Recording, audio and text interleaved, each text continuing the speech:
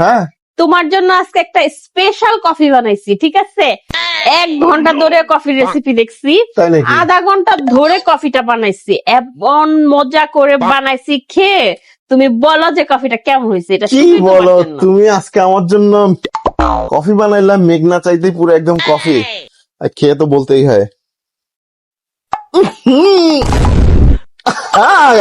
আর কি বলে, এত মজার কফি তুমি কিভাবে বানাইলা? এত মজার কফি বুঝছো আমি জীবনেও খাই নাই, বুঝছো? তোমার হাতটা দাও তো আমাকে।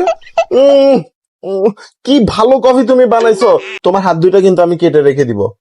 অন্য কাউকে যেন তুমি বানায় এরকম কফি বানায় খাওয়াইতে না পারো, বুঝছো? খুবই ভালো হয়েছে, খুবই ভালো হয়েছে, ভালো হয়েছে? খুবই ভালো হয়েছে। ঠিক আছে, তাহলে কফিটা খাও। এখন থেকে কিন্তু তোমাকে এরকম কফি বানাই খাওয়াবো, ঠিক আছে?